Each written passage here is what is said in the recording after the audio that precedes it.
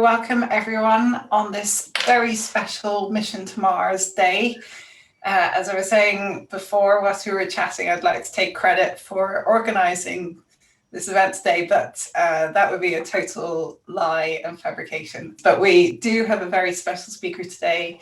Professor Charles Cockell is a professor of astrobiology. He's been working at the University of Edinburgh for 10 years now, and working at the Centre for Science at Extreme Conditions. So Charles is working on astrobiology and microbiology of extreme environments. And he has a remarkably impressive CV with over 300 publications, I believe, and over 15,000 citations. So we are clearly in the presence of a renowned expert today.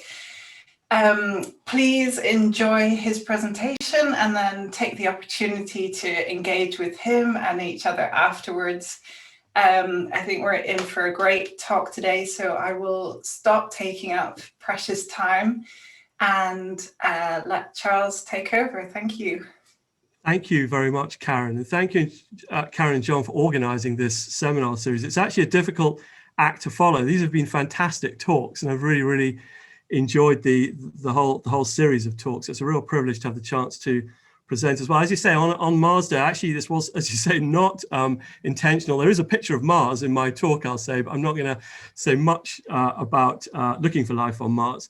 I want to today talk about this, geobiology in the Z-axis, or geobiology in the Z-axis, if anyone from the US listening. This was something I was thinking about just before Christmas and was mulling over, and I thought I would talk about this today, and I'd just be interested to know actually what you think about this this way of thinking about biology or geobiology.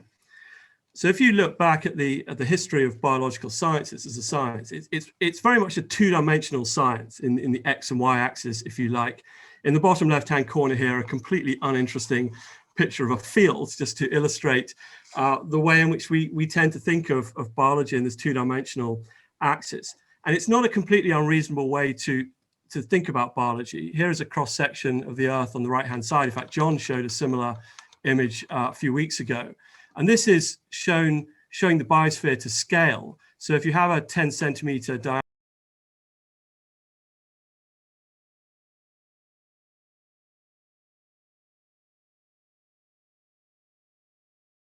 few weeks ago, and this is showing the biosphere to scale. So if you have a 10-centimeter diameter Earth here, the biosphere is a line less than about 0.15 millimeters thick. So that there isn't really a biosphere on the Earth. It's more like a planetary biofilm or a bioshell, but it's a thin layer of life on the surface and near surface environment of the planet.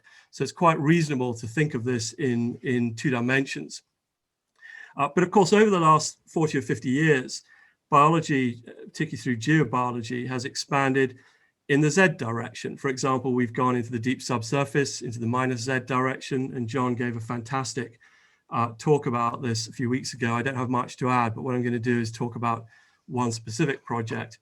And then, of course, in the last 50 or 60 years, we have gone in the plus Z direction. And the plus Z direction is a rich axis, which includes life in the Earth's atmosphere. But if we go beyond that, thinking about the search for life on other planets, Perseverance lander, for example, today, and also the use of microorganisms to expand the human presence beyond the Earth, to establish a permanent human presence beyond the Earth. And I put that in bold, just because actually that's the bit I'm going to focus on today in comparing the minus Z and plus Z axis. And I've written up here, this Z axis interest is only about 2% of the history of biological sciences. If you think that Aristotle's History of Animals and Parts of Animals was published, just less than 2,500 years ago, and subsurface microbiology and space exploration has been the last 50 years or so. So only 2% of the history of biological sciences has occurred in this Z direction. And that, of course, is in huge contrast to other sciences like astronomy and cosmology that are very distinctly three-dimensional, if you like, and were from the day at which they were founded. So in this talk, I want to simply address two questions that I want to think about. And I want to ask, is -z distinct from +z, or can we actually talk about geobiology in the z-axis? I suppose to simplify that, we might ask, is biology a 4-axis problem or a 3-axis problem? Are these two distinctly different axes? And then I also want to ask this question, can studying the deep subsurface biosphere, in other words, -z, help us operate in the +z direction? And can studying microbes in space conditions and trying to maybe look for life in the +z direction help us understand what's going on in the biosphere, what microbes are doing in the deep subsurface? So those are going to be the two questions that I'm going to focus on. And the way in which I'm going to do that is, this is just the what I plan to do in the next 40 minutes or so. I'm going to talk about an example of some research in my own group in the -z direction. I'm just going to use this to make some comments about deep subsurface microbiology that's going to help address the two questions that I've just posed. Then I'm going to talk about a space experiment. So an example of some research in my group in the +z direction. And these two things are going to look quite incongruous, I think. They're very much disconnected. But then what I want to do is, in the final third of the talk, I want to come back to those two questions I just addressed and think about whether there's anything common in what I've discussed in -z and +z, and whether we can think of geobiology in this sort of continuum of a z direction. So that's what I plan to do. So let me start off the first third by just talking about one project that my group was involved with in this -z direction, and pick out some of the characteristics, as I say, that were nicely covered by John when he spoke about the variety of things that he's been doing in the deep subsurface. This was a project that I was lead on the microbiology effort with Marco Cullen at Curtin University, to drill into the Chicxulub impact crater, which is in the Yucatan Peninsula in Mexico, just off the Yucatan Peninsula. And this is a 66 million year old impact crater that is associated with the end Cretaceous mass extinction that resulted in the extinction of about 75% of animal life on the Earth and the extinction of the non-avian dinosaurs. There is very strong evidence for the connection between this crater and the end Cretaceous that I'm not going to talk about in this seminar, just because it's not the focus of today's discussion. There are some people who hold out on the volcano explanation. If you want a good paper, this is one that we wrote 10 years ago that summarizes the current evidence for an impact at the end Cretaceous. And I don't think the evidence has got a lot weaker or a lot stronger since then. So much of the data presented in this paper is still relevant. Anyway, here is the crater. This is a gravity map of the crater, and this site M0077 is where we drilled just off the surface, just off the coast rather of the Yucatan Peninsula about 5 years ago. This is the drill rig, and this was a project supported by the ICDP and IODP. It was a joint project. And we managed to drill 1.5 kilometers into the peak ring, the edge of the impact crater.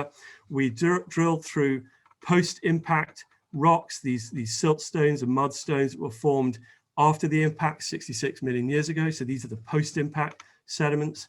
Then we drilled through the swavite, which you can see has this sort of crushed up concrete-like appearance. This is the material that was created when the impactor collided with the Earth, crushed up the rocks, mixed them with seawater, and then they fell back into the crater. So modeling suggests that the tsunami waves created by this impact would have been about 1 kilometer or 2 kilometers high. This was a catastrophic event, and this rock, which is sourced from regions around the coast of North America, was essentially washed back into the crater. And then we drilled down into the granitic basement, the continental granitic basement, which is beneath the swavite, that was uplifted by about 5 or 10 kilometers. So this material was about 20 kilometers deep at the time of impact, so well above the upper temperature limit for life. And then it rebounded during the impact and is now at 1 kilometer depth. So we're looking at highly fractured granitic core material. So what did we see? This is just a graph showing you the cell numbers through this core material.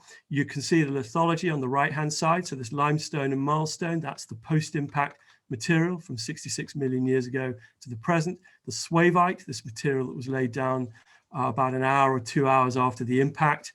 in the first day of the Cenozoic, and then the granites beneath that.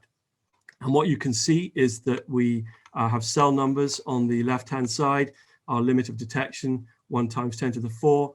And just to pick out some top-level observations about these data, we see an increase in cell abundance in the swavitic part of the impact lithology, where we also see enhanced porosity. And this enhanced porosity is caused by the impact fracturing of the material. So here is some evidence for impact-induced improvement in microbial cell abundance in the swavite caused by impact fracturing and elevated porosity. And this has been seen before in other craters in the surface. We've shown this in the Horton crater, for example, in the Canadian high Arctic. And we think the reason for this is that the enhanced porosity increases fluid flow and therefore improved flow of redox couples and nutrients that allows for higher cell abundances. We also see higher cell abundances at geological interfaces, particularly in places where impact melt rock has been injected into the granite at the time of impact, where rock was melted and then, as I say, became injected into the granites. And that as well is not a new finding. John Parks and others have shown microbial enhancement at geological interfaces in the deep subsurface, and usually for the same reason that I elaborated earlier for the swavite, because of enhanced fluid flow through these interfaces. Just a couple of things to point out, which are relevant to the z-axis discussion I want to have at the end of the talk. We generally see low concentrations of total organic carbon in the crater, much less than 0.1% once you get into the swavite and into the granitic basement. That is a characteristic, not ubiquitous, but a common characteristic, as many of you know, in the deep subsurface. As you get away from that photosynthetic surface layer, you tend to find low abundance of organic carbon. And I will talk about that in a little bit further. So those are just some top-level observations on what the impact did to the physical material and hence the distribution of cell abundances. We extracted DNA throughout the core. I'm never quite sure why we show these things in talks, because they're utterly useless. But I suppose it's just to show that we did the work and extracted the DNA and discovered what taxa were there. So this is just the evidence that we did the work, extracted the DNA, and found out what the taxa were. Many of these are organisms associated with, some of them are associated with the oligotrophic environments. We also find sulfate reducers that is consistent with our culturing work. So I'm not going to talk much about that now, but we also did enrichments in the laboratory and enriched sulfate reducers from the granitic and swavitic layers that we also find in the taxa. But what I want to do is, rather than just showing you these images, get on to what's scientifically interesting. If you do the analysis of the taxa that we find in the different parts of the impact crater, what you find, so this is a canonical analysis of principal coordinates graph, and what you can see here is the 3 different lithologies: the post-impact, the swavite, and the granitic basement. And you'll see the organisms, after of course the removal of contaminants from kits and so on, separate on this graph into the different lithologies, and these in the middle are just the indicator taxa. By the way, if anyone's interested in this, we've just submitted the paper. I'm happy to send anyone the manuscript if you want to see the data. On the right-hand side is a Venn diagram showing you that there are some common taxa between the different lithologies, but also taxa that are unique to each different lithology. And by Permanova, the differences between these lithologies is statistically significant at the 0.05 level. So why is that interesting? Well, what it shows is that the impact, or the effects of the impact on the geology, continue to shape the deep subsurface biosphere to this day. And of course, the rest of the biosphere biologically has long since recovered from the end Cretaceous impact. But in the deep subsurface, those geological rearrangements continue to shape both the distribution of the microbes in terms of their abundance, but also the microbial communities in the deep biosphere. And I think this is a nice illustration of how events in deep time can rearrange and define the nature of the deep biosphere long past the events that cause these rearrangements in the deep biosphere. So to understand the deep biosphere, we have to understand the geology of the Earth through time. What are the things that shape these communities? Well, clearly it's the different lithologies, but of course we can look at that in more detail. This is just a principal component graph showing you some of the factors that we think shape those communities and cause the differences in the lithologies. One of them is total organic carbon. I showed you that earlier. That's not surprising. It's high in the post-impact sections and low in the rest of the crater. But we also find that porosity is a significant factor shaping the community. That is consistent with the fact that the impact has altered the porosity of these materials. So we see again the effects of impact in here. The effect of temperature, again, that's probably not surprising. There's a geothermal gradient through this material, so we would expect that to be having some influence on the organisms inside the crater, and also iron, manganese, and sulfur. So in terms of the points I want to make, so I could talk more about that, but I just want to keep focused on what the overarching plan of my talk was today by just summarizing some things that I'm going to come back to when I talk about the commonality between these two different axes. So like many subsurface environments, the Chicxulub crater and its microbial community is characterized by low total organic carbon, a low abundance oligotrophic microbial community. And this community is shaped by the local geological conditions in the rocks. In other words, probably the microbial interactions with elements in the rock like iron and magnesium, manganese rather, and sulfur, as I just described. Also the porosity of the rock, and as I say, the substrate availability. So very much a community shaped by the geological conditions in the deep subsurface in a low carbon environment. And that's what I want you to sort of to remember, at least with respect to the rest of the talk.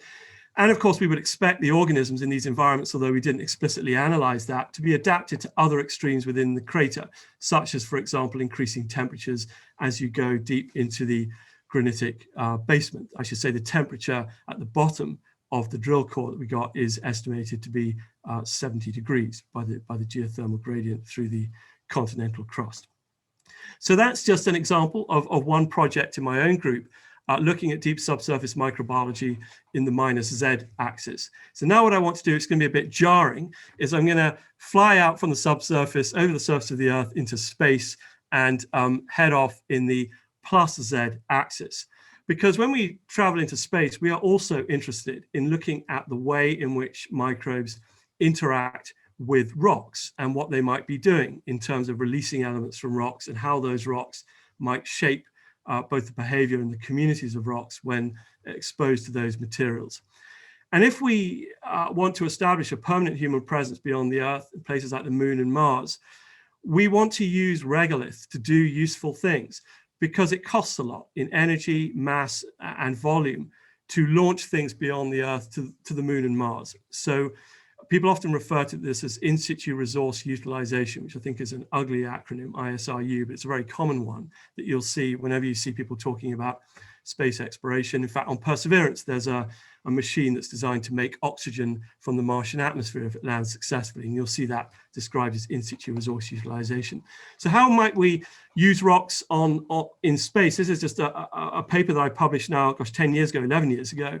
And this is just a diagram from that paper summarizing some of the uses of rocks and microbes, microbe-mineral interactions in space exploration. For example, we might use microbes to introduce carbon into carbon-poor planetary regolith to make soils for agriculture, or even something so trivial as gardening.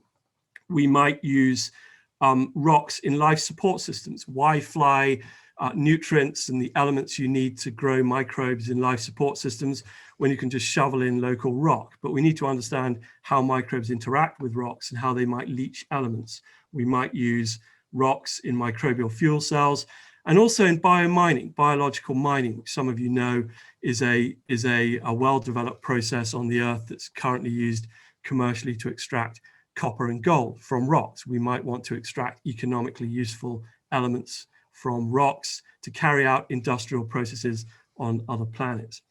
So with this in mind, 10 years ago, I proposed an experiment to the European Space Agency called Bioreactor, which was to study how gravity influences the leaching of elements from rocks in space. And you then might ask, well, why would you even hypothesize that differences in gravity would affect microbe-mineral interactions and leaching of elements from rocks. Well, in microgravity, you don't have convective mixing from thermal gradients, and you don't have sedimentation. Microbes just tend to sit in fluid on the International Space Station, or if you're on an asteroid, that would probably apply there, a very small asteroid. The microbes just sit in the fluid and they don't sediment out. So we don't think that microbes can detect gravity directly. They're too small to do that. But what gravity does do is it changes the fluid dynamics, and that changes microbial growth. And there's a lot of literature out there showing how microgravity causes cells to use up nutrients around them, and the waste builds up around the cell. And because there's no mixing, they go into a stressed, starved state, which affects their growth rates. So we were interested to know, how would that then impact microbial leaching of rocks and potentially practical implications for biomining? So we selected 3 microorganisms to study in our biomining experiment. Sphingomonas desicabilis, which is our pet microbe in Edinburgh. This was isolated not by us, but was isolated in the Colorado Plateau from a biological soil crust. Bacillus subtilis, studied by DLR, which has a lot of space heritage and can also be found in rocks. And Cupriavis metallurgans from SCK in Belgium, that was originally isolated from a toxic heavy metal pool, and is known to interact with rocks. So we selected these organisms to do our experiments in space because they come from natural rock environments, they're desiccation resistant, and we wanted to study their growth in the same medium. So we needed organisms that would grow in the same microbial medium. And the reason for wanting to do that is because if you look at the literature on microbial experiments in space, one of its weaknesses is that people tend to look at different microbes using different apparatus in different conditions. It's very, very difficult to compare data in space. So we were quite keen to study 3 microbes in the same apparatus, in the same conditions, and essentially to do the first experiment where there was a comparison between multiple organisms and their growth, even independently of the bioleaching interest, simply to see what happens between 3 different microorganisms. Now, just to stay on track with my focus today, you will note that these are aerobic, and they are also growing in an organic rich medium. And that is not optimal, because if you want to do things on the moon or Mars, ideally you don't want to be shipping oxygen there. It would be better to do these things anaerobically, and it would be better not to have to ship organic rich media to other planets to do bioleaching. You want to be able to operate in carbon poor environments that I'll come back to later. So you may already be beginning to see where I'm going in terms of thinking, can we learn anything from the deep subsurface? I'll come back to that a bit later. So how did we do our experiment? We spent several years with Kaiser Italia designing a bioreactor for space. This is an apparatus that looks quite simple, but it takes a long time to design these things to be compatible with space station, just because of safety considerations. It's a reactor that contains 2 culture chambers. It's got medium reservoirs in the body of the container, and at the bottom of our reactor are the basalt slides that we're doing the bioleaching with. And the microbes are on the slides desiccated because we don't want them active until they're in the gravity regime we're interested in. They get up to space station, we then inject the medium, the experiment begins, and then at the end of the experiment, we inject fixative, and that kills the microbes and terminates the experiment, and then it can be flown back down to Earth. And I should just say, this apparatus is out there. If anyone's interested in using it, it's now constructed and it's owned by Kaiser Italia. So if you've got any ideas for experiments in space, here is the apparatus you can use. The rock that we used is basalt. It's a very common material on Mars and on the moon. And if we want to use these materials to do biomining or to shovel it into life support systems, this is the material you're going to be dealing with. So that's what we wanted to investigate. I would also note, relevant to this talk, basalt is also the predominant material in the deep oceanic crust. So if you want to understand how you might do industrial processes using these materials, there might be something fruitful to be gained by looking at microbe-mineral interactions in the deep oceanic crust, just another connection with the -Z. So we flew our experiment to space station in summer 2019 on SpaceX commercial resupply mission 18. This is just my unscientific holiday snaps. I won't deny that this is really exciting after you've spent 10 years trying to get this thing happening, to finally see your little microbes heading off in the Dragon capsule and arriving at the space station. And luckily it got up there safely. And then we started the experiments. This is Luca Parmitano, the Italian astronaut who was assigned to look after our experiment. And we did the experiment in these cubic centrifuges. And this is just an incubator with a centrifuge in the middle. And these are our bioreactors being placed in the centrifuge. There are two of them on space station.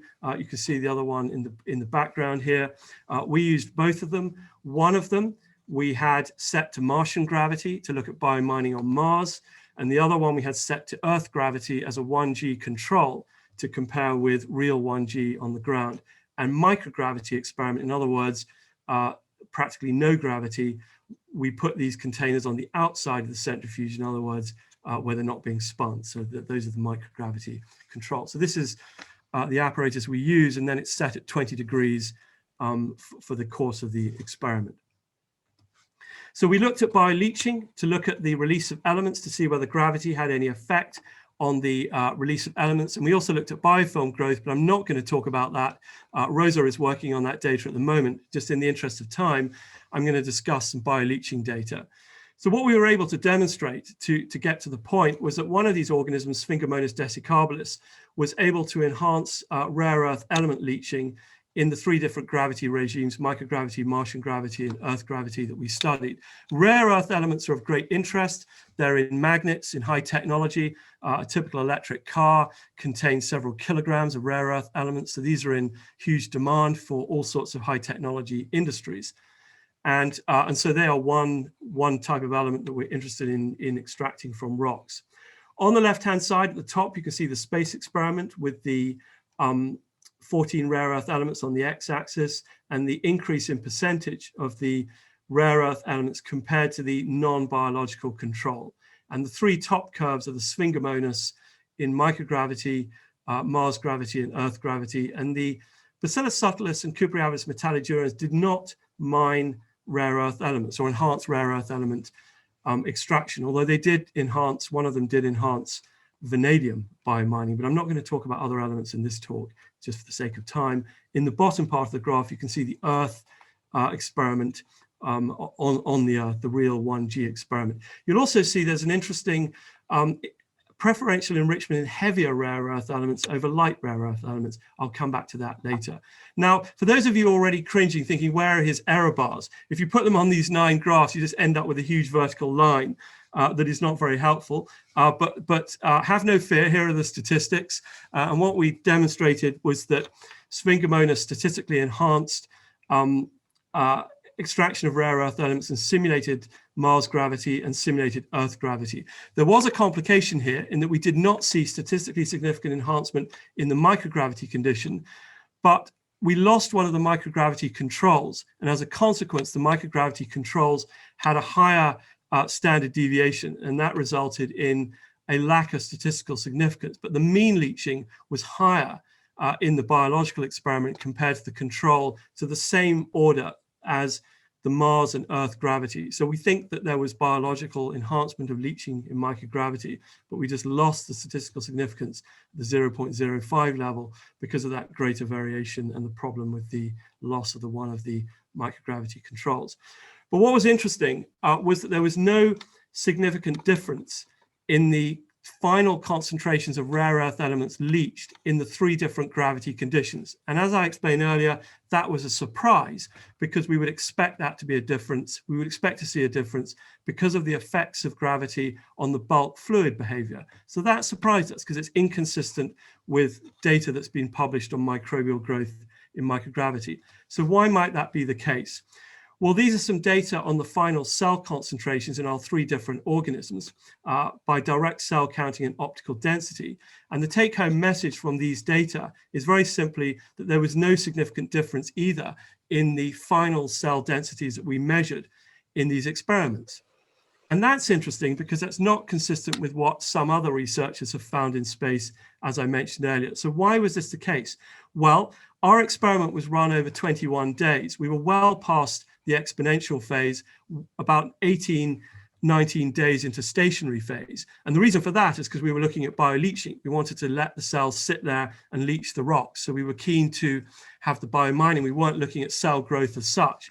So our hypothesis is that by the end of this experiment, regardless of gravity conditions, the cells had basically used up the nutrients and reached the final cell concentrations under the different gravity conditions that were the same. And this raises the question, of course, is if we had measured cell growth that we were not able to during exponential phase, would we have seen those differences in growth rates in the different gravity conditions reported by others? And that would be an interesting thing to look at. But what it does suggest is if you leave a bioreactor sitting in a different gravity condition in space for long enough, your bioleaching can be just as effective as in a Martian or 1 gravity condition. So that was that's our hypothesis to explain the lack of differences in gravity. How does the microorganism do the extraction? We're not quite sure. It's definitely not through acidification, which is one common mechanism of bioleaching. This is just a ground experiment on the right, where you're looking at the pH over time. This sudden drop in pH is the fixative at the end of the experiment. But during the course of the active part of the experiment, where biomining is occurring, the medium actually becomes mildly alkaline compared to the control environment. So mild alkalinity can also induce leaching in certain elements, but we think that the reason for the bioleaching of rare earth elements in Sphingomonas is because it is a prolific producer of extracellular polysaccharides, extracellular polymeric substances, EPS, and these are known to bind rare earth elements and other cations. And in fact, intriguingly, there's this paper by Takahashi where they look at rare earth element leaching by organisms in natural streams, and they see a preferential leaching of heavier rare earth elements compared to light rare earth elements by extracellular polymeric substances in biofilms. So our data is consistent with this, and we think that the Sphingomonas desicarbolis is producing all this extracellular polysaccharide, interacting with the rock and binding the rare earth elements and increasing the concentrations. And this is something we're going to be looking at this summer. So before I get to the last third of my talk, just to finalize the discussion on space, why were we doing this at all? Well, if we want to go and establish settlements on the moon or Mars, we need to be able to get access to elements. Mining is just a necessary part of human existence. If you don't want to bring all this stuff from the Earth, you need to get it locally. And what you don't want to be doing is launching hundreds of kilograms of rare earth elements from the Earth, just because it's too economically expensive to do that. So if you can get these elements locally, that's a good thing to do. Where would you get rare earth elements beyond the Earth? Well, one intriguing place is in the middle of the moon. If you look up in the night sky, you'll see this dark area, this heart-shaped area in the center of the moon. This is the Oceanus Procellarum, which is made up of creep rocks that were formed as a consequence of the differentiation of the moon when it was formed. And these rocks are named creep rocks because they have elevated potassium, phosphorus, and rare earth element concentrations. The rare earth elements in these creep rocks are about 10 times higher than the background basalt rocks that I've just described. They're not economically viable to mine to bring rare earth elements back to the Earth, I should say. You'll see all sorts of crazy stuff in the media about mining in space. We actually don't know of any element in space at the moment that's economically viable to go and mine at the current time. These creep rocks have rare earth element concentrations about 10 to 100 times less than Chinese rare earth element ores, for example. So it will never be economically feasible to bring them back from the moon, but they are enhanced, and we might use them on the moon to create a self-sustaining production of rare earth elements. And I should also say these concentrations are measured by satellite, but there could be higher concentrations at sub-kilometer scales. On Mars, we know nothing about ores, simply because the planet is covered in this ubiquitous red dust, but there are large-scale volcanic features on Mars and large-scale impact craters that should have hosted hydrothermal systems. And of course, on the Earth, hydrothermal systems generate local concentrations of ores. The Sudbury impact crater in Canada, for example, is one of the largest nickel mines on the Earth that was formed by an impact crater 2.8 billion years ago. So in principle, Mars has economic ores, we just have not mapped them. So these are some prospects for biomining in space and how we might use these sorts of ideas and experiments to advance the human settlement of space. So I want to now just finally, in the last part of the talk, circle back to this third part of the talk. Is minus Z distinct from plus Z, or can we talk about geobiology in the Z axis? And, on the face of it, you might think no, you've gone from, you know, asteroid craters and dinosaurs to rare earth element mining on the moon. There's no similarity at all. But I want to have a look at that. And can minus Z help us in the plus Z, and can plus Z help us in the minus Z? So let's just look very briefly at a few characteristics that I was thinking about. First of all, this is not a scientific observation, more of a logistical observation. One of the reasons why we've only started studying the minus Z and plus Z axis recently, like in the last few decades, is because they're difficult and expensive to access. So there's at least one logistical similarity. To go in the minus Z, there's solid matter in the way, you have to drill. And if you want to go into space, there's still the problem with solid matter, but not drilling through it, rather the gravity caused by solid matter that makes it difficult to get off the Earth. But this explains why Z has only been a factor for biologists in the last 2 or 3% of the history of biological sciences. So that's one commonality, how we actually get into these axes. But let's move on to some more scientific thoughts. As you move away from the XY axis into the Z axis, you find you end up with nutrient poor environments. When you go away from the photosynthetic biosphere into the deep subsurface, you tend to have a scarcity of organic carbon and a scarcity of other major elements required for life, such as fixed forms of nitrogen. It's not ubiquitously the case in the deep subsurface, but generally I think that's a reasonable statement to make, that as you move away from the surface of the Earth, you have these problems with access to nutrients. In the deep subsurface of the Earth, we know a fair amount about the distribution of carbon, and even though we live on a highly tectonically active planet, as many of you know, once you start drilling into the subsurface, you tend to find, like in the Chicxulub crater, a reduction in the availability of organic carbon. You tend to find microorganisms that are adapted to these low carbon conditions that can do things like chemolithotrophy. If you want to start using materials on the moon and Mars, you face exactly the same problem. There's no organic carbon in rocks on the moon. The moon is utterly devoid of carbon and nitrogen atoms, apart from possibly carbon dioxide and ammonia, cometary ices in permanently shadowed craters in the South Pole. There's no carbon and nitrogen atoms at all. So if you want to start mining things on the moon, you've got to either add these things or ideally minimize the amount of material you use. On Mars, there's plenty of carbon dioxide, so there's potential for autotrophy, in the sense you can think of the Martian atmosphere as a repository of carbon dioxide. And it's very low in organic carbon. There's a small amount of organic carbon and some fixed nitrogen in the Martian soil. In fact, intriguingly, the surface of Mars is a little bit like the deep subsurface of the Earth. Low organic carbon, low fixed nitrogen, and carbon generally in the form of carbon dioxide. Again, not ubiquitously in the Earth's subsurface, but there we can begin to see similarities. So maybe by looking at how microbes adapt to the deep subsurface and how they operate in these environments, we learn things that might help us more fruitfully establish ourselves in these sorts of environments. Trivially, if you go into the deep subsurface, you encounter anoxia, and if you go into space, there's no large-scale availability of oxygen either. I explain how our biomining experiments use oxygen, but ideally you want to do away with that and do biomining under anoxia, then you can remove one requirement for at least one resource in space. So there are similarities in anoxia as you move away from the oxygen-producing photosynthetic biosphere.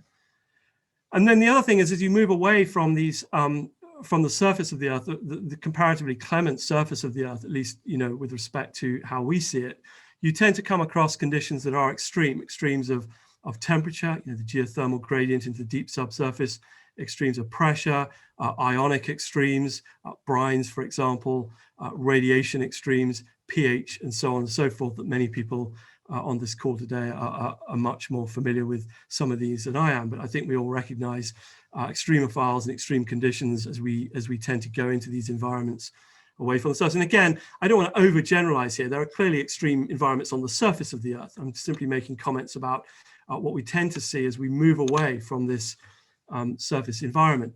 And here are just some slightly more specific comments about this. For example, as you go into the deep subsurface of the Earth, you find increasing temperature consistent with what you'd expect from the geothermal gradient, but not always. Of course, you can be going into the cryosphere, and as you go into the subsurface, you might go into colder temperatures. And John gave us that fantastic talk about glaciers a few weeks ago. So temperature extremes in both directions.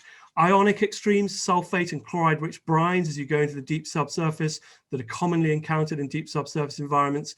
And also the problem of radiation damage, not necessarily absolute radiation, but as you go into the subsurface, metabolic inactivity tends to mean that you accumulate radiation damage. So high radiation is not necessarily a problem for life in the deep subsurface, but radiation becomes a problem in the sense that metabolically inactive cells have to start dealing with the accumulated results of background radiation from natural radionuclides in rocks.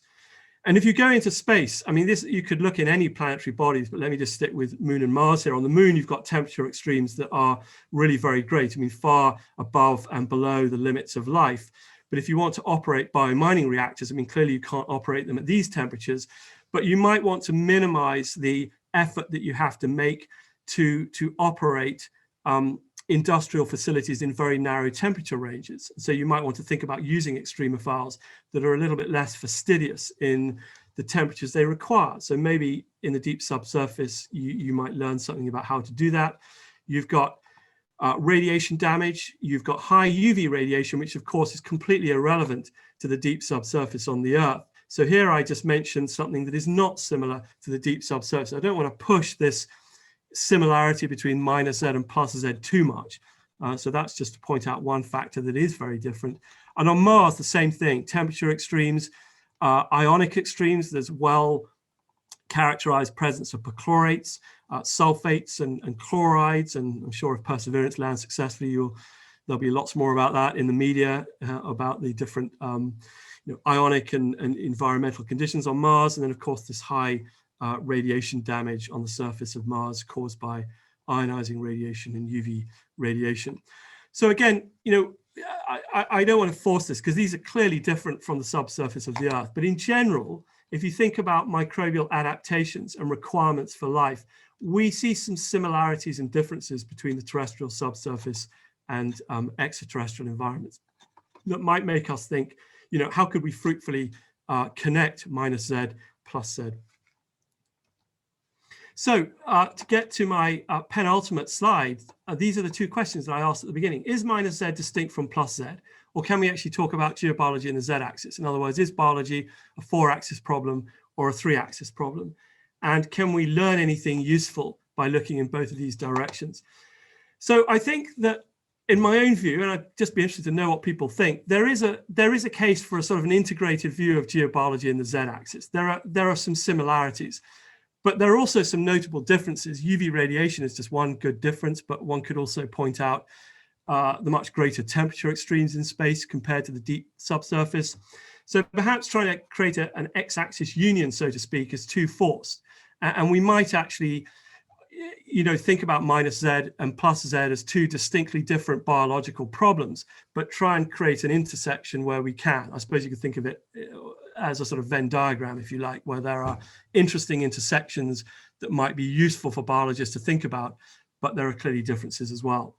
In terms of using this knowledge, my own thoughts about this is that, microbial resources of the deep subsurface might reveal adaptations. For example, I'm thinking about genetic resources, genetic pathways, biochemical pathways that might be useful for understanding microbial adaptation to low carbon, nutrient-starved environments, anoxia, and physicochemical extremes that have direct use for selecting or engineering microbes for space exploration. So by investigating the deep subsurface, maybe we might improve our capacity to operate in the plus Z direction. Maybe the synthetic biologists might find some useful resources in deep subsurface microbes. Again, just to reiterate, not to force this, there are plenty of extremophiles on the surface of the Earth from which we might get these genes. I merely point out that the subsurface is a particularly rich environment for these sorts of microbial adaptations that might be useful.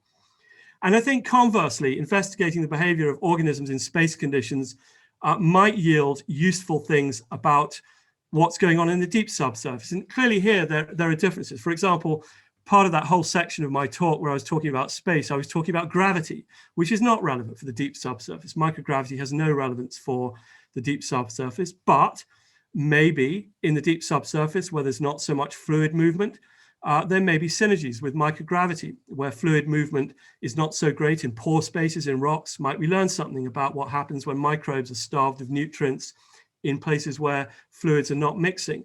Might we learn something fortuitous, like, for example, our studies of polysaccharides binding rare earth elements?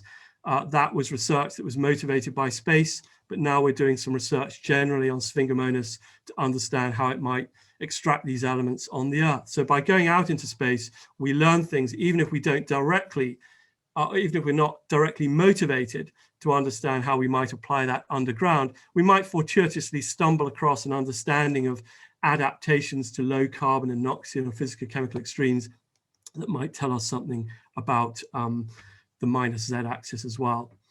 So in summary, what do I think? I'm not really sure, really. I think there's something interesting there might be some interesting discussions to be had between subsurface microbiologists and people interested in space.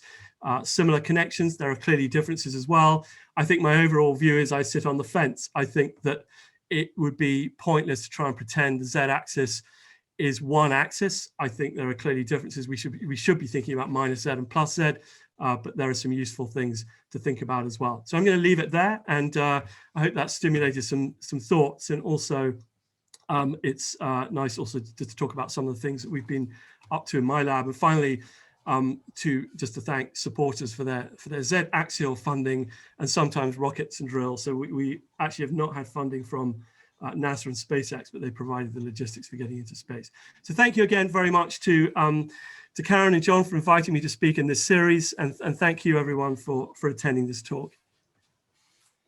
Thanks, Charles. Thanks very much for that.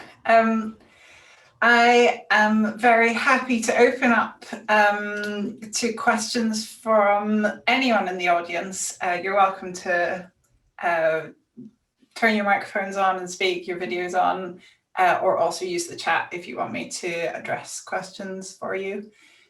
Super interesting talk whilst people are thinking of their questions. I guess we kind of, it assumes that the focus is on the Earth there, and this goes way beyond any knowledge that I have of this, but I guess if we start thinking about multi-habited planets, then you can start, you can get crazy with your axes. That's a good point, Karen. Actually, I hadn't even thought about that. Sort of multiple minus Z axes on different places. I don't know what happens then. It all becomes a big mess. But I suppose what you could do is you could think about multiple Z axes then. You'd have your subsurface Martian biosphere and your subsurface Earth. Well, no, because then, yes, I don't know. It's a good question. Can of worms. Yes, it is. Yeah, it sort of becomes quite philosophical, I think. Yeah. Laura would like to start off with a question. Thanks, Laura. Yes, please. Thanks for having me this talk.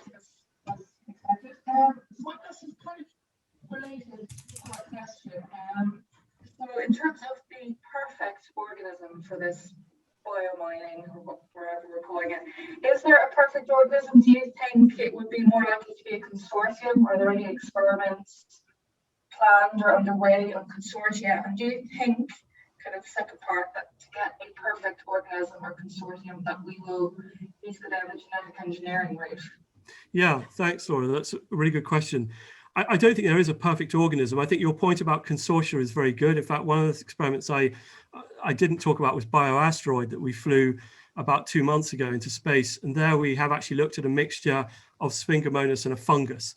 So this was an experiment to look at biomining actually of asteroid material using a simple community of 2 organisms. So I think this is a very important point. Most biomining operations are not single organisms. They use natural communities. I mean, commercial biomining, oxidation of sulfidic ores to get things like copper and gold out, use communities of organisms. So I think that's a very important point. I think you raise a very good point about a perfect organism or community. No, I think it really depends upon the elements you're trying to get out of the rock and the mechanisms by which they sequester or release the elements.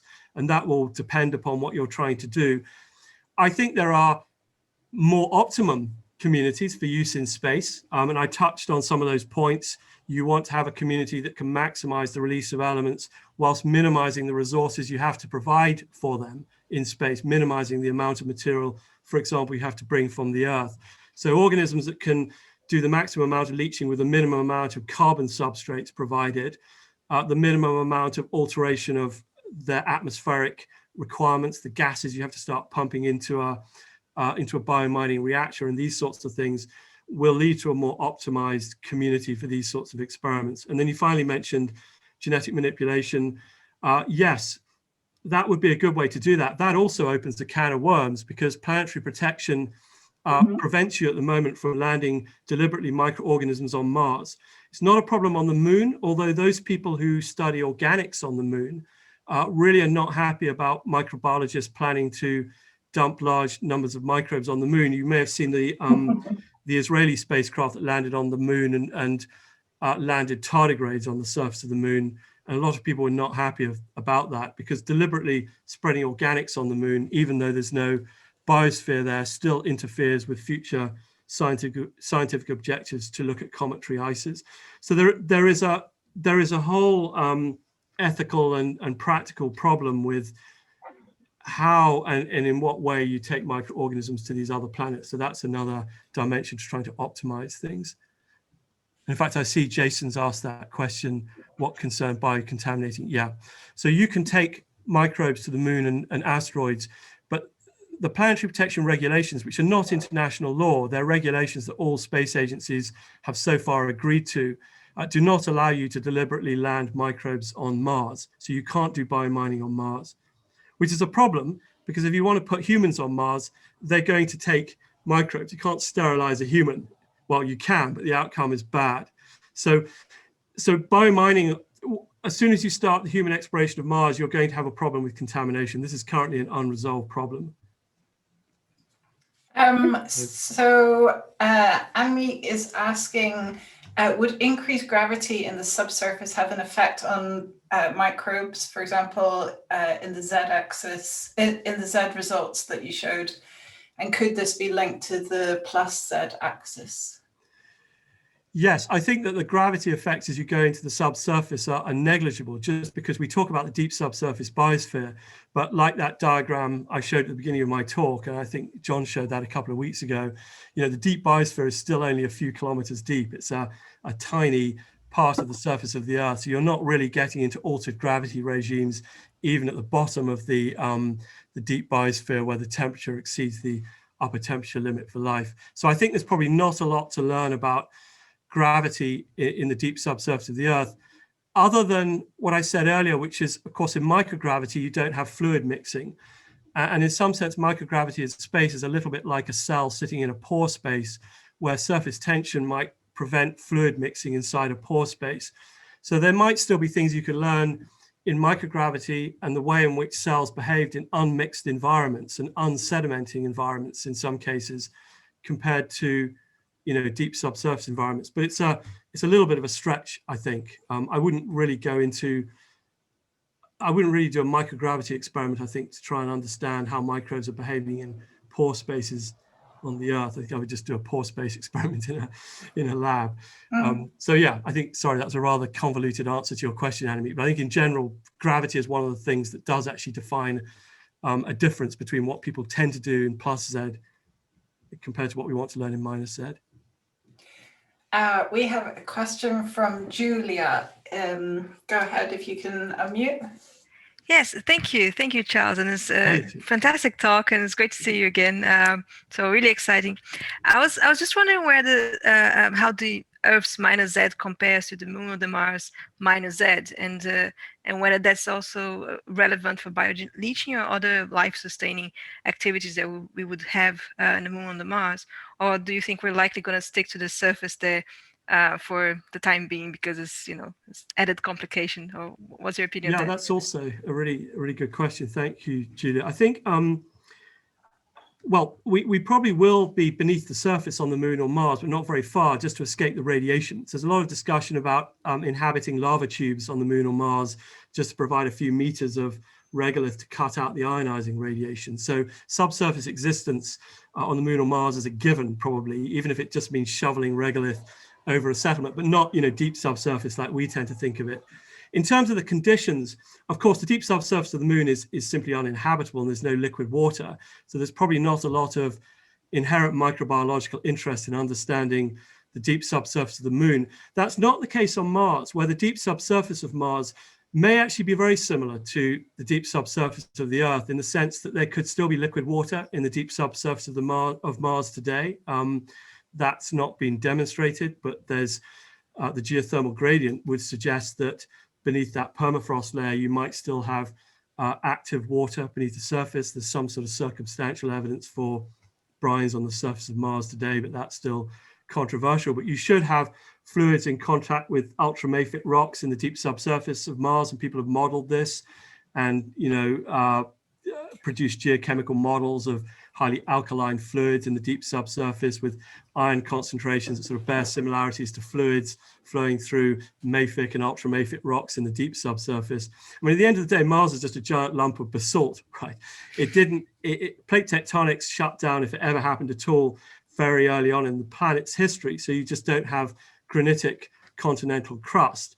What you have is essentially what looks like oceanic crust on the Earth today, basalt. So what's going on in the deep subsurface of the continental crust on the Earth bears at least some crude geochemical similarities to what might be happening in the deep subsurface of Mars. One other difference being, of course, that Mars doesn't have a giant ocean, so that the fluids passing through the Martian crust are not quite what's happening in plate boundaries or tectonically active rifts on the Earth, so that there are some differences. But yeah, it's a really interesting question. We need to drill 4 or 5 kilometers into the deep subsurface of Mars, and people are actually thinking about doing that. There are people at JPL planning deep subsurface drilling operations on Mars that might happen, who knows when, 50, 100 years. It's really exciting, yeah. Okay, thank you. Thanks. Benji is keen to open the can of worms on what axes are which again. They're asking, and maybe they want to add their own opinion on this. If we evaluate the deep subsurface of Mars, are we evaluating the -z axis? Yeah, this is a semantic discussion, I think.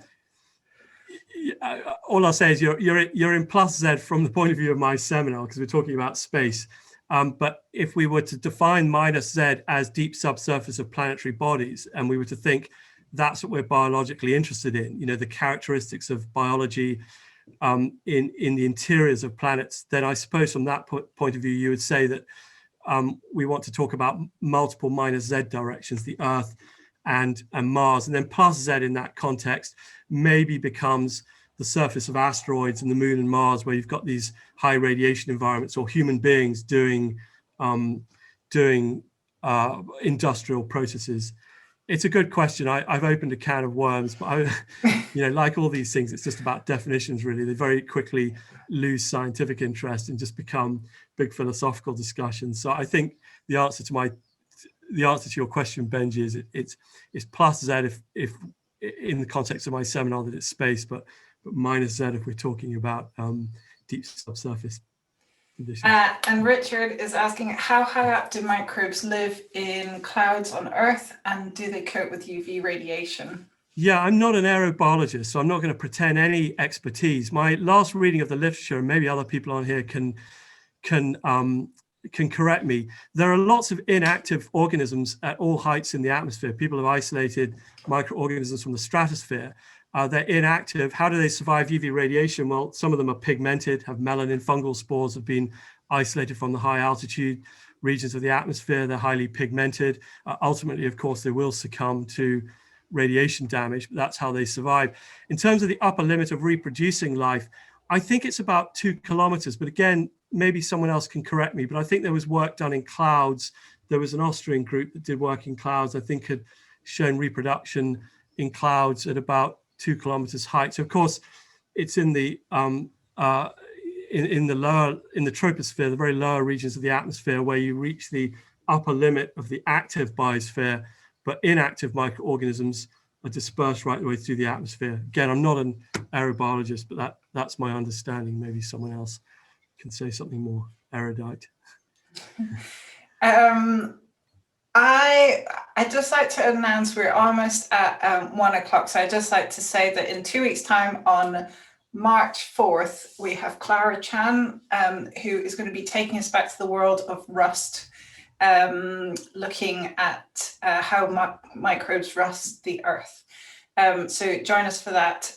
We do have another question in the chat if you have time to take it, Charles. Yeah, sure. It's from Nicholas asking, what further similarities, I think that's maybe, or differences can Bioasteroid provide for the minus plus Z discussion? Yeah, so the Bioasteroid experiment was essentially a repeat of what I showed today, but it was using asteroidal material, basically pieces of meteorite, carbonaceous meteorite. And instead of just Sphingomonas, we had Sphingomonas and then this mixture of Sphingomonas and then fungi as well, Penicillium simplicissimum, which is a quite aggressive leacher of acids and biominer of rocks. I think it will tell us a little bit more about the point that Laura raised, which was, how can you use communities to do these sorts of bioleaching processes rather than just single isolates? It might also tell us about whether the effects of gravity are similar with different types of rock. What are the differences and similarities in the leaching rates from different rock types? I should say Bioasteroid was just in microgravity. We did not have Martian gravity, so it was a much smaller experiment. One of the things I mentioned just very briefly in the earlier part of the talk is a lack of comparisons in microgravity literature. So we're quite keen just to do similar experiments with the same organisms, just using different rocks. It doesn't look very imaginative, but what it allows you to do is to make comparisons between different substrates in different experiments. So what further similarities and differences, these data might tell us a little bit more about how microbes interact with rocks, whether that's in the deep subsurface or in bioindustrial processes beyond Earth.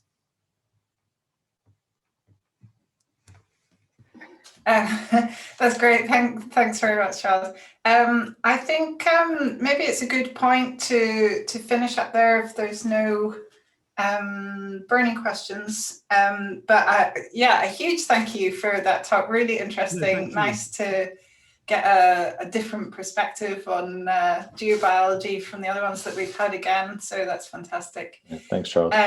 Yeah, and thanks everyone for joining. And like John says, I hope you can join us again in a couple of weeks' time. Charles, if you want to stay on, we can yeah, just hold off whilst everyone signs out. Charles, can I ask you a quick question? I didn't want to take up time from the audience, but I just wondered if there's enough lunar rock around the place now that you could probably do these experiments with some creep rocks, yeah? Have you guys done that? No, we haven't. I don't know how much there is in the and the problem with getting hold of lunar rock is you can get bits of lunar meteorite, but they're not necessarily creep. But there are all the rocks, of course, in Johnson Space Center, but they're really difficult to get hold of. If you start emailing them saying, I want several grams and I'm going to feed them to microbes, they're not very happy with destructive experiments. I thought they might, since there's so much more than Martian meteorites, they probably could get a few milligrams or something. Yeah, I mean, who am I to ask why that's the case? I've never understood why they went there in the 70s, brought back, I think there's about half a ton of this stuff by the time they're finished. And yet, you have to go through a whole process to get a gram. Right, okay. And you can't I didn't realize that. Okay. I think, to bugs. Yeah, it might just be that there haven't been recent missions to collect it, but perhaps if we start to have more collection of lunar rocks, they'll be less possessive of what's there, and then it might be possible to do experiments using real lunar rock, which would be ideal, of course. I'm not sure that they would be that different from your basalt experiments. I just thought if you can get your hands on it, it might be an interesting. Yeah, I agree. Yeah. But what's kind of, I guess, like for me, a corollary to that is the focus on phosphorus, perhaps. Phosphorus in the plus or minus Z direction will probably be locked up in minerals either way, right? I think that might be a real limiting element on any kind of microbial activity in either direction. Yeah, that's true. I suppose most places it's like locked up in apatites, right, that are insoluble. So you've got that problem in the subsurface and, basalts on the moon as well. Yeah. I think the results you've got with the EPS are intriguing. I mean, that's like 200-300% increase relative to... Yeah. We need to do some more lab-based experiments with Sphingomonas and see exactly what it's doing. hopefully we get a summer student coming this summer if things are a bit more back to normal, but we have a master student who's supposed to be working on this and just doing some simple experiments with Sphingomonas and then just getting some polysaccharide as well and just seeing whether we can leach it out of the rocks. Does it produce a lot of APS visibly? Yes, it does. It sort of forms a sort of slime biofilm. There's quite a lot of it. Yeah. Were your experiments phosphate limited? I'm sorry, I didn't catch that. There was quite a lot in the R2A, so they're not limited for phosphate. So it's a good point you raise. As I was saying, I mean, you obviously don't want to be shipping R2A to the moon. It's just right. using the rocks. Yeah. Interesting. You have to ship a autoclave to the moon as well, then. Yes, if you that's true. Good. Not possible to do microgravity experiments on the surface of the Earth anywhere, is it? I mean, that sounds like a stupid question, but can you do it in water or something? Can you? Well, one thing you can do, you can do clinostats that just rotate the fluid. Yeah, right. Or random positioning machines, and that works for plants because, of course, you've got your whole organism and you're just changing the gravity vector. But the problem with microbes is that you can randomize the gravity vector, but you're still mixing the fluid, and so you're getting shear forces that you don't see in microgravity. So there's no way really to do a good microgravity simulation on the Earth. Right. You sort of do you need to go into space to do that? Interesting. Yeah. You'd love a lab in space, wouldn't you, Charles, to do all these experiments? I would go to Mars. You know you would. Are you saying would you go, Laura? Oh God, no. No. Absolutely not. No. Not even to the moon for a weekend. No, I haven't flown in about 5 years. I don't like flying anymore. I just got a real thing against flying now. And I actually prefer to go, because I don't think the moon and me would really get on. I think we've all been living kind of a quasi space station life now for a few months. We have. It has been a bit like being on Mars, right? Dangerous outside environment. Yeah. It just seems such a shame that you're, because of the microgravity and not being able to replicate it for the microbes and Earth, that you really are restricted to, the limitations of, for example, focusing on bioasteroid, that you can only set up, the Sphingomonas and penicillium rather than doing lots of different combinations. I know, these experiments, if you were to guess, are so costly. Yeah, they are. They are really costly. I mean, we don't have to raise the funding, but of course, then you have to do the experiment we did. I mean, I don't know how much that cost. We did actually try and work it out once. The cost of part of the rocket. Of course, this is all paid for by ESA and NASA through state funding, but probably that Bioreactor experiment is on the order of, 10, 15 million pounds. If you did a full economic costing of all the people involved, astronaut time. But the good thing is that it's becoming easier to do these things. Commercial spaceflight is making access to ISS easier. So the Bioasteroid experiment that we did a few months ago, we planned and organized that in a year in comparison to Bioreactor that took 10 years. So that's a measure of now how relatively easy it is to get to do these things. And that cost 170,000 basically to do that experiment that the university paid for. And we did that through a commercial route where the rocket's already launching, so you get to add your experiment in there without additional costs. So 170,000 is a lot, but as you can see, it's within the funding framework of grants and universities. So we're now in the regime where it is possible to fly experiments without having to go through 10 years of convincing a space agency to do these sorts of things. So I think in the next 10 years, for people starting out in microbiology, it might actually be possible to become a space microbiologist and to decide that's what you're going to do, experiments in space. Whereas for me, it was always a side project just because you never knew when it was going to happen, if at all. So you would definitely not have spent 10 years doing that and only that. But that might change. It might be possible to do that. Yeah, fingers crossed. Anyway, getting easier. Right, I am going to head off, but just to thank you again, Charles. Yeah, thanks, that was really great. Nice Thanks to a lot. It's great. It's been a really good series. Looking forward to the rest of it as well. Yeah, cool. Brilliant. Okay. Thanks, guys. See you soon.